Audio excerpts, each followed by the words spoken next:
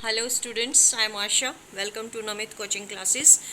Today's topic is on the request of someone whose exam is near. So let's start with our topic. First I will give you the title of today's class. So we will do two topics today in this video. I request you, please share and please subscribe my channel. Let's start our topic. Today we will study first what is a language, second function of a language,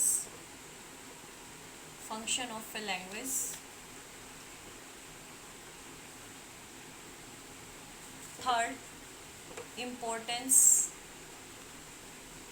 of English language in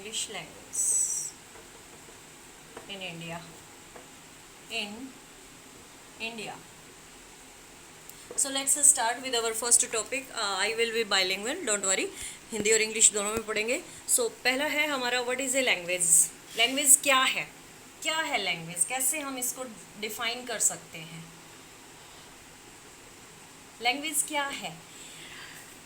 एक इंसान को अपनी feelings को, अपने ideas को, अपनी information को share करने के लिए एक ज़रिया चाहिए. वो ज़रिया, वो मीडियम क्या होता है? वो लैंग्वेज होता है. लैंग्वेज बना किससे होता है? वर्ड्स जो है, शब्द जो है, words plus sentence plus methods, इनसे जो है हमारी जो है जरिया जो है, मीडियम जो है वो बनता है ऑफ ए लैंग्वेज. क्या है, क्या बताना है? What is a language? It is a nature of human. He wants to express himself, he wants to share his idea, his knowledge, his information to others. So he need a medium. That medium is language. That medium is called language. क्या है?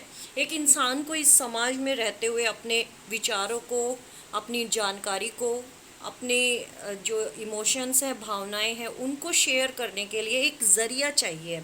वो ज़रिया क्या कहलाता है? वो language कहलाता है. और लैंग्वेज में जो जरिया है वो क्या है? वो वर्ड्स और सेंटेंस और कुछ मेथड्स जो हैं वो यूज़ करके वो लैंग्वेज को बनाता है. यानी ऐसे तो हम कह नहीं सकते हैं कि आप बिना कुछ शब्दों के कुछ अपनी जो आइडियाज़ हैं वो दूसरों को पास कर सकते हैं, तो ऐसा पॉसिबल नहीं है. तो लैंग्वेज में क्या क्या शामिल होते हैं? वर्ड्स भी होते हैं, सेंटेंस भी होते हैं और मेथड्स भी होते हैं. तो ये तीनों मिलके जो है एक लैंग्वेज की डेफिनेशन को बनाते हैं. तो लैंग्वेज जो है इन तीनों का कम्बिनेशन है. अब है फंक्शन ऑफ ए लैंग्वेज. एक लैंग्वेज का फंक्शन क्या है? Function of a language.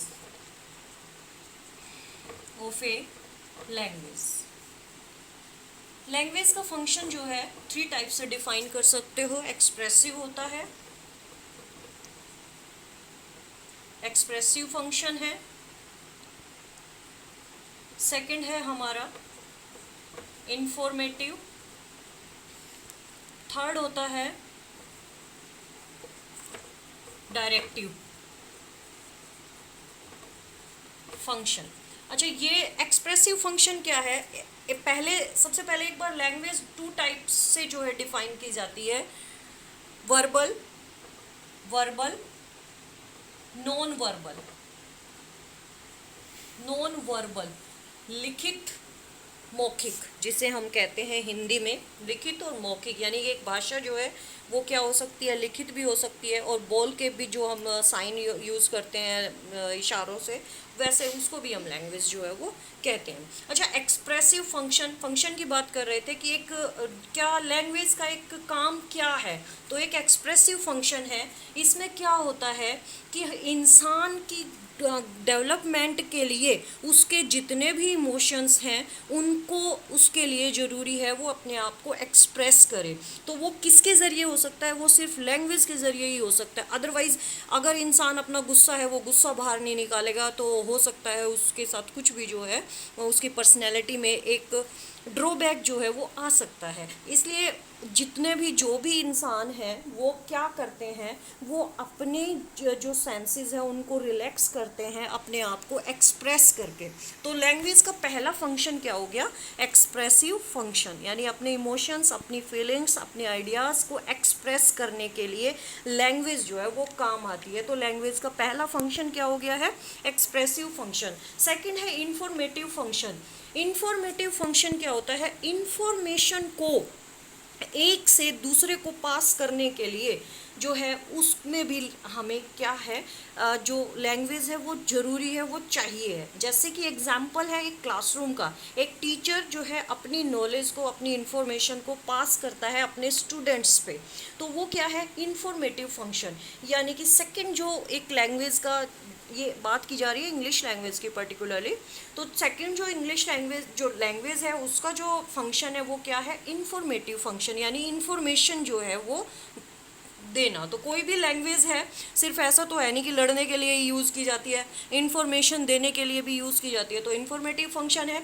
Directive function, मैंने यहाँ पे बताया कि नॉन वर्बल भी जो है वो लैंग्वेज में होता है। तो कई बार कुछ साइन बोर्ड्स लगे हुए होते हैं और कुछ डायरेक्शन जो है एग्ज़ाम में, जैसे एग्जामिनेशन हॉल में, रेलवे स्टेशंस पर वो लगे हुए होते हैं। जैसे ये हैं, ये साइन जो है, ये साइन लैंग्वेज की आगे जो है जो रेलवे ट्रैक है, तो ये सारे के सारे जो हैं वो डायरेक्टिव हो जाते हैं, जिसमें नॉन वर्बल जो है वो भी शामिल हो जाती हैं। तो थर्ड जो है वो एक लैंग्वेज का क्या काम है कि ये डायरेक्टिव फंक्शन जो है वो परफॉर्म करती है। तो अगर एक बार मैं इसको सम अप करूँ, थर्ड वाला भी करेंगे, पहले एक बार जरा स्टार्टिंग से एक रिव्यू करते हैं। लैंग्वेज क्या है, लैंग्वेज जो है वर्ड्स और मेथड्स का एक कम्बिनेशन है, और वर्ड्स और मेथड्स का कम्बिनेशन एक्सप्रेस करने के लिए वो क्या कहलाता है, लैंग्वेज कहलाता है। एक जरिया है विचारों को जो है शेयर करने के लिए, बांटने के लिए। फंक्शन क्या है फिर इसका, ये दो तरह से होती है लैंग्वेज, एक वर्बल और एक नॉन वर्बल, यानी लिखित और मौखिक दोनों हो सकती है। और यहाँ पे है function of a language, expressive function, अपने आप को एक्सप्रेस करना, यानी कि हर कोई चाहता है कि लोग दूसरे उसे समझे। जब वो अपने आप को एक्सप्रेस करेगा तभी दूसरे समझेंगे, तो ये एक्सप्रेसिव फंक्शन है। इंफॉर्मेटिव फंक्शन, हम इंफॉर्मेशन को एक से दूसरे, दूसरे से तीसरे, तीसरे से चौथे तक जो पहुँचाते हैं वो इंफॉर्मेटिव फंक्शन हो जाता है, क्योंकि हमारी जो इंफॉर्मेशन है वो एक सीरीज़ में शेयर हो रही है, एक मीन के जरिए, एक भाषा के जरिए, तो वो लैंग्वेज ही काम कर रही है, तो इसका फंक्शन इंफॉर्मेटिव हो जाता है। डायरेक्टिव फंक्शन, इसमें डायरेक्शन होती है, निर्देश देना जिसे कहते हैं। इसमें साइन बोर्ड्स हो सकते हैं आपके, जो भी लिखे हुए होते हैं वो सारे के सारे डायरेक्टिव फंक्शन में आ जाते हैं। एग्जामिनेशन हॉल में आपको बताना, रेलवे स्टेशन, बस स्टैंड वगैरह पे जो भी बोर्ड वगैरह दिए जाते हैं डायरेक्शन देने के लिए, वो सारा डायरेक्टिव फंक्शन में होता है। तो students, like my video, thank you.